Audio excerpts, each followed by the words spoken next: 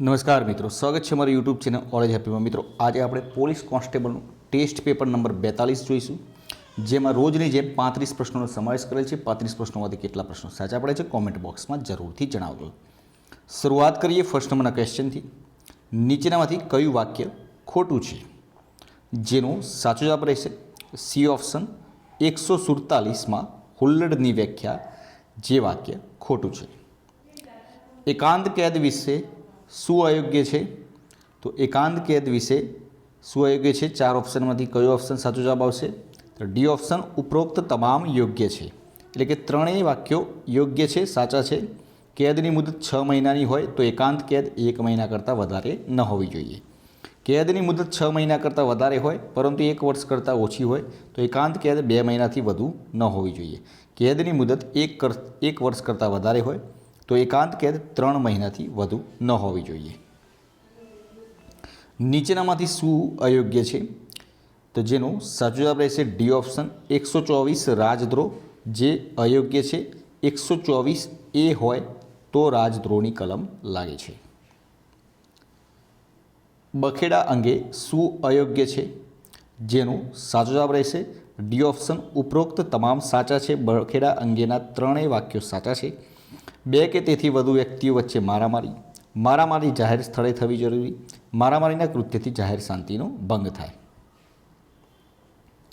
જ્યારે 2 કે વધુ ગુનાઓ પૈકી એક ગુનો કોગ્નિઝેબલ હોય અને બાકીના નોન કોગ્નિઝેબલ હોય તો સમગ્ર કેસને કોગ્નિઝેબલ તરીકે ગણવામાં આવે છે. સી ઓપ્શન સાચો જવાબ રહેશે. આઈપીસી મુજબ સગીર એટલે અપહરણ સંદર્ભે વાત કરવામાં આવી છે. આઈપીસી મુજબ સગીર એટલે અપહરણ સંદર્ભે, જેનો સાચો જવાબ રહેશે સી ઓપ્શન. એ અને બી બંને સાચા છે. એટલે કે પુરુષ હોય તો 16 વર્ષથી ઓછી વયની વ્યક્તિ, સ્ત્રી હોય તો 18 વર્ષથી ઓછી વયની વ્યક્તિ. આઈપીસી મુજબ સરકાર એટલે રાજ્ય અને કેન્દ્ર સરકાર. ફોજદારી અધિનિયમ કોણે ઘડેલ છે? તો ફોજદારી અધિનિયમ લોર્ડ મેકોલે દ્વારા ઘડવામાં આવેલ છે. એ ઓપ્શન સાચો જવાબ રહેશે. સુરેશભાઈ પોતે ભારતીય કેપ્ટન ન હોવા છતાં કેપ્ટન છે તેવું માનવામાં આવે તો તેવા ઈરાદાથી કેપ્ટનનો પોશાક પહેરે તે ઇન્ડિયન પિનલ કોડની કઈ કલમ હેઠળ ગુનો છે? જેનો સાચો જવાબ રહેશે એ ઓપ્શન 140 અંતર્ગત. આઈપીસી કલમ 121 મુજબ શિક્ષાપાત્ર ગુનામાં સંડોવાયેલ હોય તેવી વ્યક્તિની પોલીસ કયા કારણસર વગર વોરંટે ધરપકડ કરી શકશે? જેનો સાચો જવાબ રહેશે ડી ઓપ્શન ઉપરોક્ત તમામ. ગુનામાં સંડોવાયેલી યોગ્ય ફરિયાદ કરવામાં આવી હોય, કલમ 121 માટે છે. ખાતરીલાયક ખબર મળી હોય ત્યારે અને તેને ગુનો કરવા કોઈ દ્વારા પ્રેરણા મળી હોય ત્યારે 121 મુજબ તેની ધરપકડ થઈ શકે છે. ફોજદારી કાર્યવાહીનો કાયદાના પ્રકરણો 8, 10 અને 11 કયા રાજ્યને લાગુ પડતા નથી? સાચો જવાબ રહેશે બી ઓપ્શન નાગાલેન્ડ. પબ્લિક પ્રોસિક્યુટરની વ્યાખ્યા સીઆરપીસીની કઈ કલમમાં આપવામાં આવી છે? સી ઓપ્શન કલમ 24. દેહાંત દંડની સજા મદદનીશ સેશન જજ કરી શકે છે? જેનો સાચો જવાબ થાય અર્ધ સત્ય છે. સીઆરપીસી ક્યારથી અમલમાં આવ્યો? સી ઓપ્શન 1 એપ્રિલ 1974ના રોજ. ન્યાયિક કાર્યવાહીમાં શેનો સમાવેશ થાય છે? તો ન્યાયિક કાર્યવાહીમાં સોગંદ ઉપર કાયદેસર રીતે પુરાવો લેવામાં આવે છે. પોલીસ અધિકારી કયા ગુનામાં વગર વોરંટ ધરપકડ કરી શકે છે? જેનું સાચો જવાબ રહેશે બી ઓપ્શન નિગૃહણીય ગુનામાં. સ્પેશિયલ જ્યુડિશિયલ જજની નિમણૂક કોણ કરે છે? જેનો સાચો જવાબ રહેશે એ ઓપ્શન રાજ્ય સરકાર. ભારતીય દંડ સંહિતા મુજબ મેજિસ્ટ્રેટ કેટલા માસથી વધુ સજા માટે સમન્સ કેસને વોરંટ કેસમાં તબદીલ કરી શકે? 6 માસ.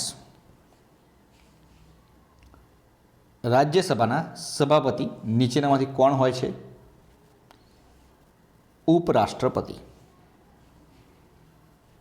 ભારતમાં કઈ રીતે નાગરિકતા પ્રાપ્ત કરી શકાય છે? સાચો જવાબ રહેશે ડી ઓપ્શન ઉપરના તમામ. એટલે કે જન્મ કે વારસાથી, નોંધણીથી કે લગ્ન, કાયદા દ્વારા, દેશીકરણથી. ભારતના રાષ્ટ્રપતિ બનવા માટે ઓછામાં ઓછી ઉંમર કેટલી હોવી જોઈએ? ડી ઓપ્શન 35 વર્ષ. નીચેનામાંથી રાષ્ટ્રપતિ દ્વારા કોની નિમણૂક કરવામાં આવતી નથી? રાષ્ટ્રપતિ દ્વારા કોની નિમણૂક કરવામાં આવતી નથી? ડી ઓપ્શન મુખ્યમંત્રી. રાષ્ટ્રપતિ અને ઉપરાષ્ટ્રપતિની ગેરહાજરીમાં રાષ્ટ્રપતિનો ચાર્જ કોની પાસે હોય છે? સુપ્રીમ કોર્ટના ચીફ જસ્ટિસ. સામાન્ય ચૂંટણી પછી લોકસભાના પ્રથમ બેઠકની અધ્યક્ષતા કોણ કરે છે? એ ઓપ્શન લોકસભાના સિનિયર સભ્ય. કોઈ મેજિસ્ટ્રેટ પોલીસ અધિકારી કે અધિકારીને એવું કહેવા મજબૂર કરી શકાય કે તેને કોઈ ગુના વિશેની માહિતી ક્યાંથી મળી હતી? જવાબ રહેશે બી ઓપ્શન ના. ભારતીય પુરાવા અધિનિયમ કલમ 74માં શેનો સમાવેશ કરવામાં આવે છે? એ ઓપ્શન FIR જાહેર દસ્તાવેજ છે. ઓળખ પરેડ કોની સમક્ષ કરવામાં આવે છે? ઓળખ પરેડ એક્ઝિક્યુટિવ મેજિસ્ટ્રેટ સમક્ષ કરવામાં આવે છે.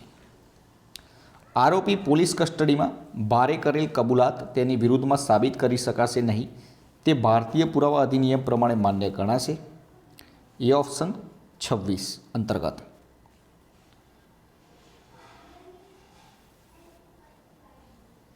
અદાલત શબ્દ હેઠળ કઈ બાબતનો સમાવેશ થાય છે? આપેલ તમામ એટલે કે મેજિસ્ટ્રેટ, જજ, મધ્યસ્થ સિવાય પુરાવા લેવા કાયદાકૃત વ્યક્તિ. એવી કોઈ વસ્તુઓની અવસ્થા કે વસ્તુઓનો સંબંધ જે ઇન્દ્રિય દ્વારા બોધગમ્ય છે અને માનસિક રીતે જેનો અનુભવ કરી શકાય છે. તથ્ય હકીકત છે. ચોરીના ગુનામાં કઈ કલમ હેઠળ કામ ચલાવવામાં આવે છે? 379 અંતર્ગત. ચોરીના ગુનામાં મુખ્ય કેટલા તત્વો છે? 5. પિતાની 35 વર્ષની ઉંમરમાં પુત્રનો જન્મ થયો. કેટલા વર્ષ પછી પિતાની ઉંમર પુત્રની ઉંમરથી 6 ગણી થશે? જેનો સાચો જવાબ રહેશે બી ઓપ્શન 7 વર્ષ પછી. એ સીનો પુત્ર છે. સી તથા ક્યુ બંને સગી બહેનો છે. ઝેડ ક્યુની માતા છે. પી ઝેડનો પુત્ર છે. તો કયો સંબંધ સાચો થાય? નીચેના 4 ઓપ્શનમાંથી સાચો જવાબ રહેશે બી ઓપ્શન પી એના મામા છે. And last question. ચોરીની વ્યાખ્યા કઈ કલમમાં આવેલી છે? સાચો જવાબ રહેશે સી ઓપ્શન 378. અને હા મિત્રો, જો આની PDF તમે જવાબ સાથે લેવા માગતા હોય તો ડિસ્ક્રિપ્શનમાં ટેલિગ્રામ ચેનલ લિંક આપેલી છે, જ્યાંથી જોડાઈ જજો. 24 કલાકની અંદર તમને જવાબ સાથેની PDF પણ મળી જશે. કાલે ફરીથી નવા વિડીયો સાથે મળીશું. જે વિડીયો પસંદ આવે તો લાઇક કરજો, પોતાના મિત્રો જોડે શેર કરજો, ચેનલને સબસ્ક્રાઈબ કરવાનું ના ભૂલતા, જેથી કરીને આવનાર દરેક વિડીયો નોટિફિકેશન આપને સૌપ્રથમ મળી રહે અને આપણી તૈયારીમાં વધારો થઈ શકે. કાલે ફરીથી નવા વિડીયો સાથે મળીશું. જય હિન્દ, જય ભારત.